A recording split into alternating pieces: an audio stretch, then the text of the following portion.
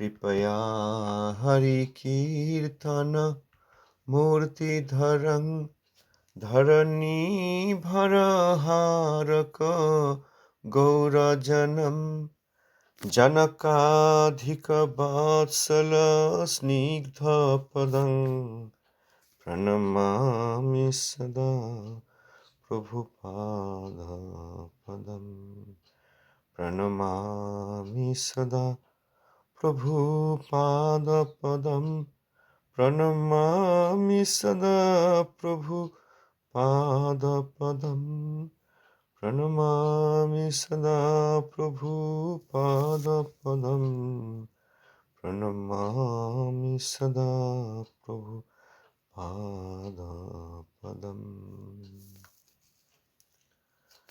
पतित पावन गुरुदेव श्री शिला प्रभुपाद अनुकंपित श्री चैतन्य मठाचार्य विष्णुपाद श्रीमद भक्ति कुसुम समन गोस्वामी महाराज जी की जय।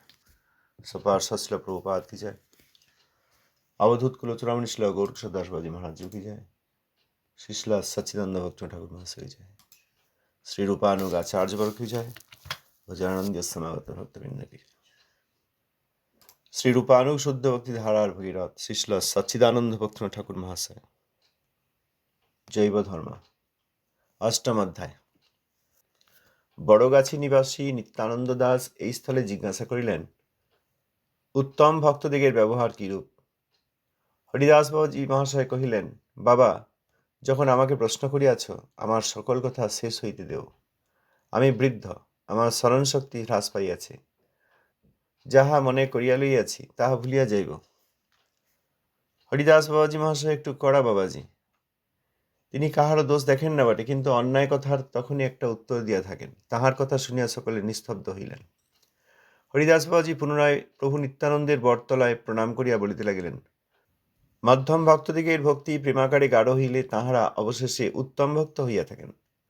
উত্তম ভক্তদিগের লক্ষণ ভাগবতে এইরূপ লিখিত হইয়াছে। সর্বভূতেষু যঃ পশ্যেদ ভগবদ্ ভাবমাত্মনঃ ভূতানি ভগবত্তত্ত্বন্যেষ ভাগবতোত্তমঃ। এখানে ব্যাখ্যা করেছেন, যিনি সর্বভূতে ভগবানের সম্বন্ধজনিত প্রেমময় ভাব এবং সর্বভূতের সম্বন্ধজনিত প্রেমময় ভাব ভগবানই উপলব্ধ করেন, তিনিই উত্তম বৈষ্ণব। এক প্রেম বই আর অন্য ভাব উত্তম বৈষ্ণবের হয় না। সম্বন্ধজনিত অন্যান্য ভাব সময়ে সময়ে যাহা উত্থিত হয়, সমস্তই তাহাতে প্রেমের বিকার। দেখো, সুখদেব উত্তম ভাগবত হইয়াও কংস সম্বন্ধে ভোজপাংশুল ইত্যাদি দ্বেষের ন্যায় যে সকল বাক্য বলিয়াছেন, সে সমস্তই প্রেমের বিকার। তাহাও বস্তুত প্রেম অর্থাৎ প্রকৃত দ্বেষ নয়। এইরূপ শুদ্ধ প্রেমেই যখন ভক্তের জীবন হয়, তখন তাহাকে ভাগবতোত্তম বলা যায়। এ অবস্থায় আর প্রেম, মৈত্রী, কৃপা ও উপেক্ষারূপ ব্যবহার তারতম্য থাকে না, সকলেই প্রেমাকার হইয়া পড়ে। তাহার নিকট উত্তম, মধ্যম ও কনিষ্ঠ বৈষ্ণব ভেদ বা বৈষ্ণব ভেদ নাই। এ অবস্থা বিরল। তাহলে নিত্যানন্দ দাস যিনি প্রশ্ন করেছিলেন, তিনি এখন উত্তম বৈষ্ণব সম্বন্ধে জানতে চাইছেন। শ্রী হরিদাস বাবাজি তিনি সেই বিষয়ে উত্তর দিলেন। এখানে আরেকটি বিষয় বলেছেন যে উত্তম ভাগবত তো হরিদাস বাবাজি তাঁর একটি ব্যবহার, তিনি কড়া প্রকৃতির, অর্থাৎ যে বৈষ্ণব বজ্রাদপি কঠিন, আবার অন্তর কুসুম অপেক্ষা কোমল। যখন কোথাও অন্যায় অপরাধ দেখেন, তখন তিনি উত্তর দিয়ে থাকেন। তো এখানে মধ্যম ভক্তদের কথা বলার পর বলছেন যে মধ্যম বৈষ্ণবের যে লক্ষণ বলা হলো, সেই ধরনের লক্ষণযুক্ত মধ্যম বৈষ্ণব, তাদের যখন প্রেম গাঢ় হয়, তখন তাঁরাই উত্তম ভক্ত হয়ে থাকে। উত্তম ভক্তদের লক্ষণ শ্রীমদ্ ভাগবতের শ্লোক প্রমাণ দিয়ে বললেন। তো এখানে আরেকটা জিনিস আমাদের দেখা দরকার, এই যে ভাগবতের শ্লোক প্রমাণ দিয়ে বললেন, এর মানে কি? এর অর্থ আমরা তো এখানে ভাগবতই পড়ছি। শ্রীমদ্ ভাগবত ব্যাখ্যা করছেন শ্রীল ভক্তিবিনোদ ঠাকুর মহাশয়। আমাদের ধারণা এমন হতে পারে যে তা যদি হয়, তাহলে এখানে দ্বারকালীলা কই হবে? যেখানে দ্বারকালীলা মথুরালীলা, ব্রজলীলা ইত্যাদি বলার সময় হবে তখন বলবেন। তার আগে আমাদেরকে তো তৈরি করতে হবে, শ্রোতাকে, পাঠককে তো তৈরি করতে হবে।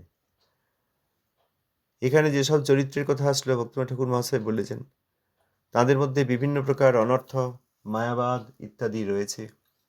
সেইগুলি সংশোধন করে হৃদয় ক্ষেত্রকে তৈরি করে তারপর বৈষ্ণব, বৈষ্ণবতা, বৈষ্ণবের ব্যবহার বলছেন। এবং সেই ব্যবহার বর্ণনা করতে গিয়েই কনিষ্ঠ, মধ্যম, উত্তম, তারপর বালিশ, বিদ্বেষী, কত প্রকারের বালিশ, কত প্রকারের বিদ্বেষী, কত প্রকারের ভক্ত, এইসব বলছেন। এখানে যে শ্রীমদ্ ভাগবতের শ্লোকটি বললেন, অর্থাৎ শ্রীমদ্ ভাগবতে তিনি বলছেন আমাদের যা প্রয়োজন সেইটি বলছেন। অতএব আমাদের যেন কখনো মনে না হয় এই জৈবদন ইত্যাদি আমরা এখন কি পড়ছি, এইসব শিখে নি, তাহলে আমাদের শ্রীমদ্ ভাগবত পড়ার যোগ্যতা লাভ হবে। বিষয়টি তা নয়। যা হোক, ভাগবত পড়ো বৈষ্ণবের স্থানে, অর্থাৎ আমরা এখন ভক্তিনাথ ঠাকুরের কাছে ভাগবত শুনছি। এই বস্তু প্রভুপাদ দিয়েছেন, গ্রন্থ পাবলিশ করে দিয়েছেন। গুরুবর্গগণ এই গ্রন্থ আমাদের কাছে উপলব্ধ করেছেন কৃপাপূর্বক। যদি না পেতাম, আমরা ভাগবতে এই শ্লোকটি যেখানে আছে তার আগের শ্লোক পড়তাম, এই শ্লোক পড়তাম এবং এর পরবর্তী শ্লোক পড়তে চলে যেতাম, তাতে অনুবাদ টিকা দিতে পড়ে নিতাম। কিন্তু আমরা বুঝতে পারতাম না, কারণ ভক্তি না থাকলে ভাগবত গ্রাহ্য হয় না, ভাগবত বোঝা যায় না। বুদ্ধি বা টিকা থাকলেও বোঝা যায় না। যা হোক, ভাগবত পড়ো বৈষ্ণব স্থানে আমরা গুরুবর্গের কাছে এসেছি, তাঁরা দিয়েছেন ঠাকুর মশাই যা ব্যাখ্যা করেন। এই শ্লোকটি তো ভাগবতের শ্লোক, এটা আমাদের বোঝা দরকার। যদি আমরা উল্টো দিকে মনে করি যে এইগুলি আমাদের এন্ট্রি লেভেলের বই বা এইগুলি আমাদের পড়া হচ্ছে যাতে আমাদের অন্য কোনো গ্রন্থ পড়ার যোগ্যতা হয়, এটা ভুল ধারণা। কোনো না কোনো সৌভাগ্যে, স্বীকৃতির জন্য শ্রদ্ধা উৎপাদন হলে আমরা এই গ্রন্থ পড়ার সৌভাগ্য, সুযোগ পেয়েছি। সকলের হয় না।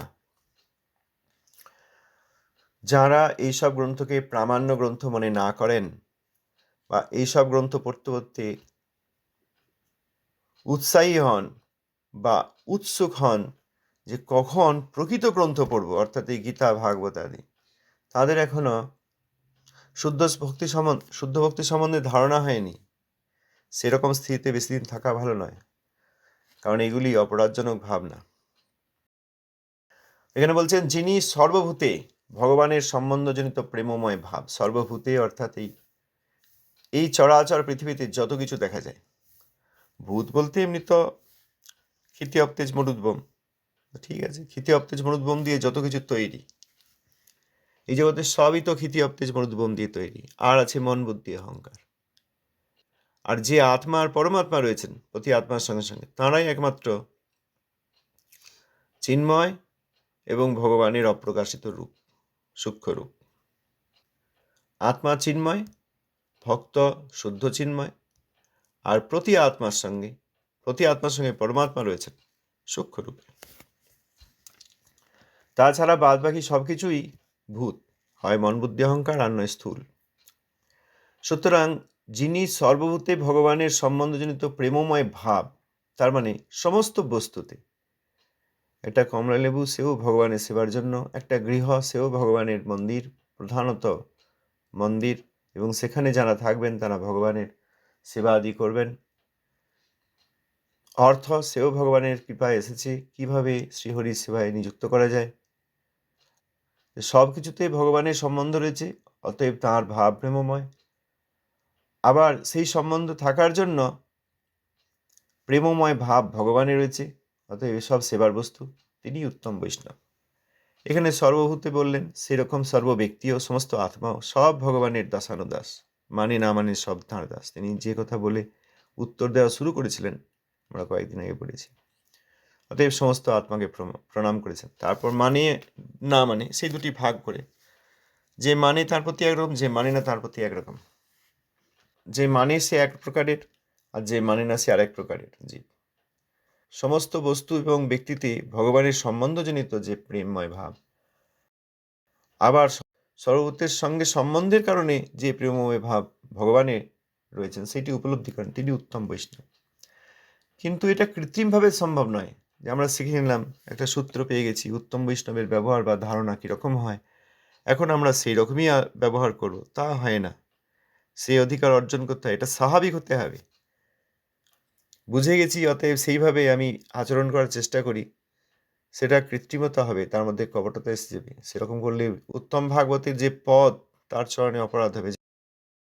যখন কেউ মধ্যম বৈষ্ণব এবং তার প্রেমাকার গাঢ় হবে, তখন উত্তম বৈষ্ণব হবেন, তখন স্বাভাবিকভাবেই তাঁর সেই ব্যবহার হবে। উত্তম বৈষ্ণবের সব কিছুতেই প্রেম দর্শন করেন। উদাহরণ দিলেন শ্রীল সুখদেব গোস্বামীপাদ। তিনি ভাগবত উত্তম ভাগবতগণের মধ্যে শ্রেষ্ঠ হয়েও কংস সম্বন্ধে বলেছেন ভোজ পাংশুল। এটা তো দ্বেষের বিদ্বেষের মতো কথা মনে হচ্ছে, কিন্তু এই সবই প্রেমের বিকার। কারণ উত্তম বৈষ্ণব সর্বত্রই প্রেম দর্শন করেন এবং বিদ্বেষাদি তার মধ্যে নেই। সেই প্রেম দর্শন করি অন্য কোনো ব্যক্তি, অন্য কোনো চরিত্র তিনি কৃষ্ণের প্রতি কীরকম ব্যবহার করেছেন, সেই অনুসারে তার এই বাহ্যত দ্বেষাদি দেখা যায়। যে শব্দটি বললেন, দ্বেষাদি দেখা যায়, এটাও প্রেমেরই বিকার। মধ্যম অধিকারী যেমন ভগবানের চরণে ভগবত বিদ্বেষী বা ভক্ত বিদ্বেষীর প্রতি শাস্ত্র অনুসারে উপেক্ষা করেন, ইনি তা করছেন না। এবং এই ধরনের ব্যবহারও উত্তম বৈষ্ণবের দ্বেষ নয়, শুদ্ধ প্রেমই তার জীবন। এইভাবে শুদ্ধ প্রেমী যখন কোনো আত্মার জীবন হয়, উপস্থিত হয়, তখন তাকে উত্তম ভাগবত উত্তম বলা হয়। যখন উত্তম বৈষ্ণব, তখন আর ওই কৃষ্ণে প্রেম, কৃষ্ণ ভক্তে মৈত্রী আচরণ, বালিশতে কৃপা আর দেশি উপেক্ষণ, এইরকম তারতম্য থাকে না। তখন তিনি যেহেতু সবই ভগবানের প্রেমময় দর্শন করেন, অতএব ভক্তদের প্রতি মৈত্রী করতে হবে, কে কেমন ভক্ত বুঝে নিতে হবে, বুঝে নিয়ে সেইভাবে মৈত্রী করতে হবে, এও তিনি আর করেন না। তিনি দেখতে অবশ্যই পান কোন বৈষ্ণব কেমন, কোন ভক্ত কোন পর্যায়ে আছেন, কনিষ্ঠ মধ্যম উত্তম, দেখতে অবশ্যই পান। কিন্তু তাঁর আর ওই মৈত্রীরূপ পৃথক ব্যবহার থাকে না, কারণ তিনি সবই প্রেমময় দেখেন, সবই ভগবানের ইচ্ছায় হচ্ছে এবং সকলেই কোনো না কোনোভাবে যে ব্যবহার করছেন সেগুলি তাদের নিজের অধিকারে করছেন। কৃপা, কে বালিশ তার প্রতি কৃপা, কে কতটা বালিশ কতটা সরল তার প্রতি সেই প্রকার কৃপা, অধিক সরল অধিক কৃপা, এইসব আর থাকে না। উপেক্ষা, কে বিদ্বেষী তার বিদ্বেষ কী প্রকার, অতএব আমাকে কি মৌন থাকতে হবে, সহনশীল হতে হবে, না স্থান ত্যাগ করতে হবে, না প্রতিবাদ করতে হবে, এসব তিনি আর দেখেন, কোনো তারতম্য থাকে না, সবই প্রেমাকার হয়ে পড়ে তার কাছে। এই জন্য বৈষ্ণব বৈষ্ণব ভেদ বা উত্তম মধ্যম কনিষ্ঠ ভেদ নাই, এটা বিরল। এই অবস্থা বিরল, সবার হয় না। এই অবস্থা হওয়ার আগে কেউ যেন কৃত্রিমভাবে কপটতা করে অনুকরণ না করেন। এরপর বলছেন, এখন দেখুন কনিষ্ঠ বৈষ্ণব তো বৈষ্ণব সেবাদি করেন না, এবং উত্তম বৈষ্ণবের বৈষ্ণব বৈষ্ণব বিচার নাই। বৈষ্ণব সম্মান ও বৈষ্ণব সেবা কেবল মধ্যম বৈষ্ণবেরই অধিকার। মধ্যম বৈষ্ণবের পক্ষে একবার যিনি কৃষ্ণনাম করেন, নিরন্তর যিনি কৃষ্ণনাম করেন ও যাহাকে দেখিলে কৃষ্ণনাম মুখে আসে, এই ত্রিবিধ বৈষ্ণবের সেবার প্রয়োজন। বৈষ্ণব বৈষ্ণবতর ও বৈষ্ণবতমের তারতম্য অনুসারে উপযুক্ত সেবা কর্তব্য। বৈষ্ণবটি ভালো কি মধ্যম এরূপ বিচার করা উচিত নয়, এ কথা কেবল উত্তম বৈষ্ণবের পক্ষে। মধ্যম বৈষ্ণব এ কথা বলিলে অপরাধী হইবেন, এ কথা শ্রীমন মহাপ্রভু কুলীন গ্রামবাসীকে ইঙ্গিতে বুঝাইয়া দিয়াছেন। সকল মধ্যম বৈষ্ণবের পক্ষে সেই উপদেশ বেদাধিক পূজনীয়। বেদ বা শ্রুতি কাহাকে বলা যায়? উত্তর, পরমেশ্বরের আজ্ঞাই বেদ। এই কথা বলিয়া হরিদাস বাবাজি একটু নিস্তব্ধ হইলেন। তখন বড়গাছির নিত্যানন্দ দাস বাবাজি করজোড়ে বলিলেন, আমি এখন কি কোনো প্রশ্ন করিতে পারি? হরিদাস বাবাজি বলিলেন, স্বচ্ছন্দে কর। না, আগে বলেছিলেন তখন থামিয়ে দিয়েছিলেন, আমাকে বলতে দাও, আমি ভুলে যাই, যা মনে করে নিয়েছি বলি, সেই জন্য এখানে তিনি সাবধানে জিজ্ঞাসা করলেন। এখানে ঠাকুর মশাই লিখেছেন, উত্তম বৈষ্ণব সম্বন্ধে বলে নেওয়ার পর, অর্থাৎ 3 বৈষ্ণবের প্রকারভেদ, তাদের আচরণ ব্যবহার লক্ষণ, তারা কিভাবে কার সঙ্গে কেমন ব্যবহার করবেন, ভক্ত বালিশ বিদ্বেষী কে কেমন, সেই সব বলার পর বললেন যে কনিষ্ঠ বৈষ্ণব বৈষ্ণব সেবা করেন না। কেন না, তিনি অর্চাতে শ্রদ্ধার সঙ্গে পূজা করেন ঠিকই, কিন্তু তাঁর এখনো বৈষ্ণবের বিচার আসেনি এবং বৈষ্ণবকেও যে সম্মান করতে হয় এ ধারণা আসেনি। তিনি চিন্ময় আত্মা, শুদ্ধ চিন্ময় ভক্ত বা সচ্চিদানন্দময় ভগবানের সচ্চিদানন্দময়ত্ব, ভগবানের সচ্চিদানন্দময়ত্ব, এইসব ধারণা তাঁর এখনো আসেনি। তিনি এই অর্চামূর্তি করেন, ওই পর্যন্ত। শ্রদ্ধায় করেন। কনিষ্ঠ বৈষ্ণব কিন্তু পাপ করেন না। যদি পাপের আদর দেখা যায় তাহলে তিনি বৈষ্ণব নন, একথা ঠাকুর মশাই অন্যত্র বলেছেন। শুধু পাপ করেন না তাই নয়, পুণ্যেও তার রুচি থাকে না, কারণ তিনি নাম সব প্রকার মঙ্গল দিতে পারে এই ধারণা তাঁর আছে, এবং এই জন্য তিনি কৃষ্ণ নামকেই একমাত্র আশ্রয় করার প্রচেষ্টা করেন। তবে তাঁর এখনো প্রাকৃত বুদ্ধি চায়নি, আভাসাদি রয়েছে, ছায়ানাম আভাসাদি রয়েছে। এই জন্য শুদ্ধ নাম না হওয়ার হেতু তিনি কনিষ্ঠাধিকারী। ছায়ানাম আভাস হচ্ছে, শুদ্ধ নাম হলে তখন তিনি প্রথম একবার শুদ্ধ নাম হলে তখন তিনি কনিষ্ঠ বৈষ্ণব, এবং নিরন্তর করলে তখনই মধ্যম বৈষ্ণব হবেন। কিন্তু কনিষ্ঠাধিকারী তাঁর এখনো ছায়ানাম আভাস হচ্ছে, যেহেতু শুদ্ধ নাম হয়নি এই জন্য তিনি শুদ্ধ ভক্ত নন। অতএব শুদ্ধ ভক্তের গণনা মধ্যম অধিকারী থেকেই। তো কনিষ্ঠ বৈষ্ণব তো বৈষ্ণব সেবাদি করেন না, এবং উত্তম বৈষ্ণবের কাছে তো কে বৈষ্ণব, কে অবৈষ্ণব, কে বিদ্বেষী, কে কতটা বিদ্বেষী, কে বালিশ, এসব কোনো ধারণা নেই। প্রেম, মৈত্রী, কৃপা, উপেক্ষা সব তার কাছে একাকার, প্রেমাকার হয়ে গেছে। তাহলে বৈষ্ণব সেবা করেন কি, এই বিষয়ে ব্যাখ্যা করার জন্য শ্রীল ঠাকুর মশাই এখানে লিখেছেন, বৈষ্ণব সম্মান ও বৈষ্ণব সেবা কেবল মধ্যম বৈষ্ণবেরই অধিকার। বৈষ্ণবকে সম্মান করবেন, বৈষ্ণবের সেবা করবেন, এটা কার অধিকার? মধ্যম বৈষ্ণবের। কারণ মধ্যম বৈষ্ণবই তো বৈষ্ণব সেবার গুরুত্ব বুঝতে পেরেছেন, এবং এখন উত্তম বৈষ্ণব হননি যে তিনি বৈষ্ণব অবৈষ্ণব ভেদ আর করবেন না, বা কে কেমন বৈষ্ণব দেখবেন না, তা নয়, তিনি তো এখন এইগুলি দেখবেন। সুতরাং যিনি একবার শুদ্ধ কৃষ্ণ নাম করেন, এখানে বলেছেন যিনি একবার কৃষ্ণ নাম করেন অর্থাৎ শুদ্ধ নাম করেন, কারণ ঠাকুর মশাই এখানে এবং অন্যত্র বিভিন্ন জায়গায় বলে দিয়েছেন যে ছায়া নামাভাস হলে সেটা শুদ্ধ নাম নয়, ছায়া নামাভাস হলে তিনি নামাভাসী, তিনি কনিষ্ঠাধিকারী, তিনি শুদ্ধ বৈষ্ণব নন। অতএব কে একবার কৃষ্ণ নাম করেছেন, অর্থাৎ কে একবার শুদ্ধ কৃষ্ণ নাম করেছেন। এখানে আমাদের অনেকেরই ভুল ধারণা আছে, ওরাও তো খুব নাম করছে, ওরাও তো খুব নাচানাচি করছে। শুদ্ধ নাম অত সহজ নয়। এখনো পর্যন্ত আমরা যা দেখলাম শুদ্ধ নাম অত সহজ নয়। সমস্ত অপরাধ থেকে মুক্তি পেতে হবে, সমস্ত অপরাধ পরিত্যাগ করতে হবে, এবং সমস্ত প্রকারের অনর্থ নিবৃত্তি হতে হবে। তারপরে তত্ত্বের সঙ্গে সম্বন্ধিত হতে হবে ভগবানের সঙ্গে, তখন তিনি যে নাম উচ্চারণ করে রাখবেন সেইটা হবে শুদ্ধ নাম। তার আগে পর্যন্ত হয় নামাপরাধ নয় নামাভাস। জগদানন্দ পণ্ডিত সেখানে বলেছেন যে নামাক্ষর বাহিরায়, তবু নাম কভু নয়, কভু নামাভাস, অধিকাংশ সময় নামাপরাধ ইত্যাদি। অতএব যিনি একবার শুদ্ধ কৃষ্ণ নাম করেন তিনি কনিষ্ঠ বৈষ্ণব, যিনি নিরন্তর কৃষ্ণ নাম করেন, শুদ্ধ কৃষ্ণ নাম করেন, তিনি মধ্যম বৈষ্ণব, এবং যাকে দর্শন করলেই মুখে শুদ্ধ কৃষ্ণ নাম আসে তিনি উত্তম বৈষ্ণব। এই তিন প্রকার বৈষ্ণবের সেবার প্রয়োজন: বৈষ্ণব, বৈষ্ণবতর ও বৈষ্ণবতম। একবার শুদ্ধ কৃষ্ণ নাম করলে বৈষ্ণব, নিরন্তর শুদ্ধ কৃষ্ণ নাম করলে বৈষ্ণবতর অর্থাৎ মধ্যম, ও যাকে দেখে মুখে শুদ্ধ কৃষ্ণ নাম আসে তিনি বৈষ্ণবতম অর্থাৎ উত্তম। এই তারতম্য অনুসারে তিনি সেবা করবেন, সবাইকে সমান করেন না। আমাদের জগতে গ্রাম বাংলায় একটা কথা প্রচলিত আছে, বাবা তুলসী পাতা ছোট বড় হয় না। তুলসীর পাতা ছোট হোক বড় হোক, তিনি তুলসী, সেই তুলসী পাতা দিয়ে ভগবানের অর্চন সেবা আদি করা যায়, ভোগ দেওয়া যায় ইত্যাদি। সেই উদাহরণ এখানে হয় না। সব বৈষ্ণবী সমান, আমি পার্থক্য করব না।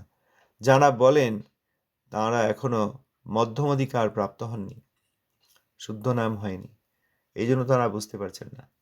অতএব কে কেমন বৈষ্ণব চিনে নিয়ে মধ্যম বৈষ্ণব সেবা করবেন, এবং এই উপদেশগুলি সব মধ্যম বৈষ্ণবের জন্যই।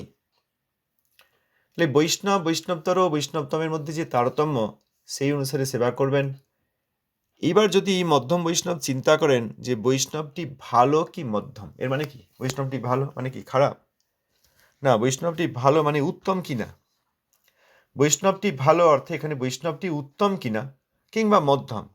এই যে বৈষ্ণব আমি দেখছি বা যার বিষয়ে আমি ভাবছি বা যার কথা বলছি, মধ্যম বৈষ্ণব ভাবেন যে এই যে বৈষ্ণবের দর্শন পেলাম, যার কাছে যাকে দেখা করতে যাচ্ছি, মানে যাকে দর্শন করতে যাচ্ছি, তিনি কি উত্তম বৈষ্ণব না তিনি মধ্যম বৈষ্ণব?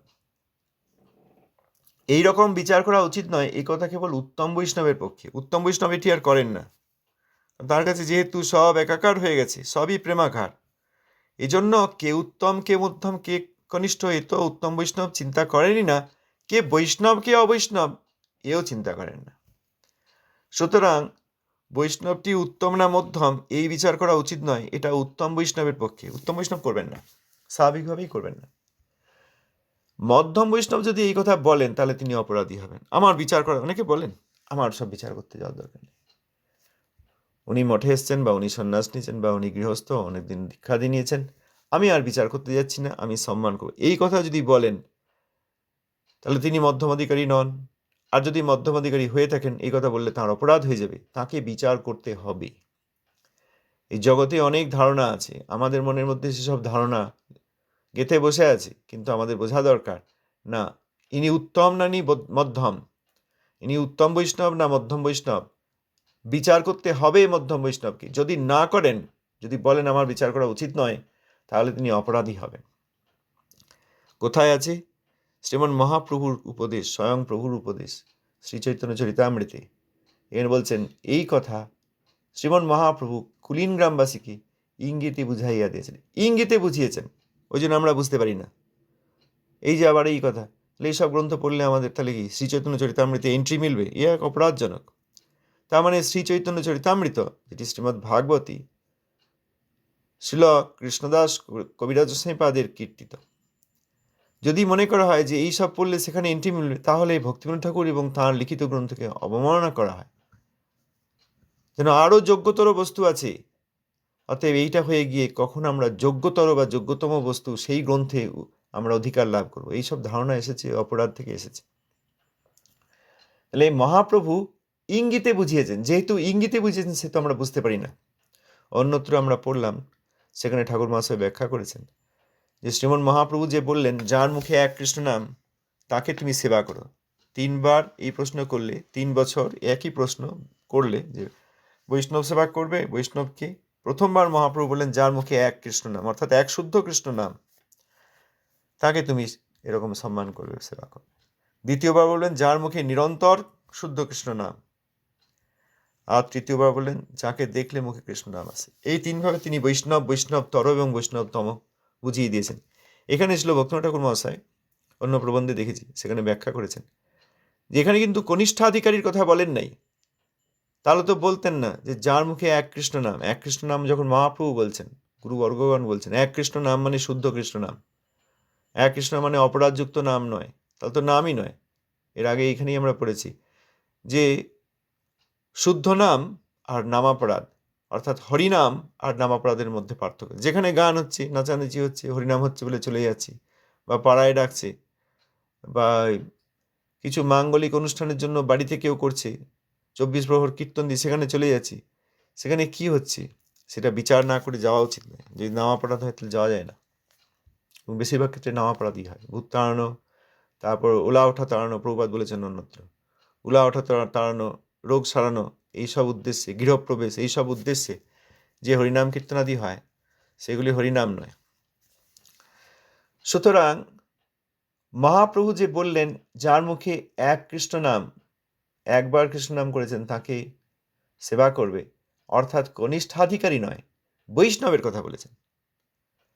আর তারপরে বললেন তারপরের বছর বললেন যার মুখে নিরন্তর কৃষ্ণ নাম তিনি মধ্যম বৈষ্ণব, তার সেবা করবে। সুতরাং এখানে কনিষ্ঠাধিকারীর কথা নেই। আর কে বৈষ্ণব, কে বৈষ্ণবতর আর কে বৈষ্ণবতম, এই বুঝে নিয়ে সেবা করতে হবে, এটা ইঙ্গিতে বলেছেন। তাহলে বুঝে নিতে গেলে বিচার করতে হবে। যদি আমি ভাবি যে আমি বিচার করব না, তাহলে আমি বুঝতে পারবো না। কিন্তু মহাপ্রভু তো ইঙ্গিতে বুঝিয়ে দিয়েছেন যে মধ্যম অধিকারীকে বুঝতে হবে এবং সেই অনুসারে সেবা করতে হবে। সেই সব উপদেশ, যেমন মহাপ্রভুর উপদেশ মধ্যম বৈষ্ণবের পক্ষে বেদাধিক পূজনীয়। আবারও এই কথা আসছে, বেদেরও অধিক পূজনীয়। বেদ ভগবানকেই অন্বেষণ করেছেন, আর এখানে স্বয়ং ভগবান সেই কথা বলেছেন, একটু উপদেশ দিয়েছেন। এই জন্য বেদের কথা অপেক্ষা অধিক পূজনীয়। এরকম দেখেছি এ কথা বলতেছে। আচ্ছা, আপনাদের ওখানে কাউকে জিজ্ঞেস করছেন আপনাদের মিশনে এরকম বেদ আছে, আমি একটু বেদ পড়তে চাই, তার মানে ওই হলো না। তিনি ভাবছেন যে বেদ তো সব কিছুর মূল, তাহলে আমি বেদ পড়ে নেব। কিন্তু চারি বেদ দধি ভাগবত নবনীত, এই ধারণা তার এখন আসেনি। সেই জন্য আবার কেউ কেউ ভাবছেন আমি ভাগবত পড়ে নেব। ভাগবত পড়ার যোগ্যতা কখনো হবে? সেও আবার আর এক অপরাধ, যেখানে পরম বৈষ্ণবগণ ভাগবত ব্যাখ্যা করছেন, অর্থাৎ এই গ্রন্থাদি, সেইটিই দেখা দরকার। এরপর বলছেন বেদ বা শ্রুতি কাকে বলা যায়? উত্তর, পরমেশ্বরের আজ্ঞাই বেদ। তাহলে শ্রীমন মহাপ্রভু যে আজ্ঞা দিয়েছেন এটা বেদাধিক পূজনীয়, এটা মধ্যম বৈষ্ণবকে মানতেই হবে, মধ্যম বৈষ্ণবকে বিচার করতেই হবে। যিনি মধ্যম, কোনো একজন ব্যক্তি, কোনো একজন বৈষ্ণব, তিনি কনিষ্ঠ না মধ্যম না উত্তম, ভালো করে বিচার করতে হবে। মনোধর্মের দ্বারা একবার একটু বুঝে নিলাম, ঠিক আছে এরকম ব্যবহার আছে, তিনি উত্তম হলেন বা তিনি মধ্যম হলেন, এ বললেও হবে না, ভালো করে বিচার করতে হবে এবং সেই বিচার অনুসারে তাকে সেবাদি করতে হবে। আজ এই পর্যন্ত থাকলে কিছু বলতে চাইলে বলতে হবে।